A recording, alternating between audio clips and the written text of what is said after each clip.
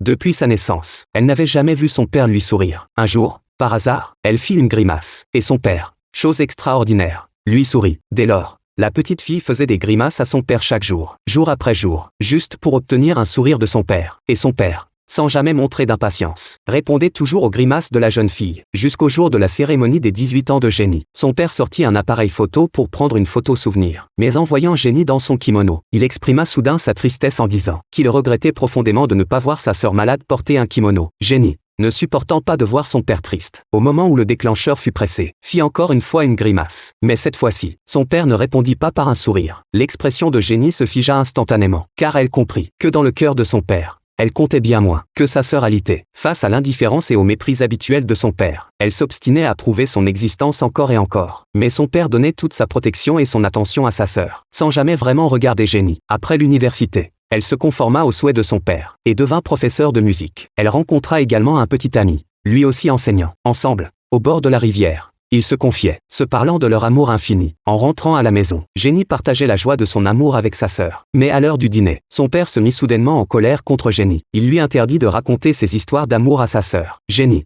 après des années de patience, explosa enfin. Elle monta l'escalier en courant, hurla contre sa sœur, et quitta la maison en larmes. Effondrée, toutes ces années, bien qu'étant toutes deux filles du même père, sa sœur avait reçu tout l'amour paternel. Jenny était toujours celle qu'on négligeait. Mais la douleur causée par cette préférence allait bien au-delà. Elle développa une personnalité complaisante, et commença une vie de malheur. Jenny était professeure dans une école. Un jour, un de ses élèves vola de l'argent. N'ayant pas assez d'argent elle-même, elle vola l'argent d'un autre professeur pour le rembourser, et alla même s'excuser à sa place. Le directeur adjoint l'apprit, et la menaça de garder le secret si elle lui montrait sa poitrine. Jenny refusa, mais finit par céder. Pourtant, de retour à l'école, tout le monde croyait que c'était Jenny qui avait volé l'argent. Même le proviseur était au courant. Le directeur adjoint ne prit pas sa défense. Jenny alla voir l'élève, lui demandant de dire la vérité.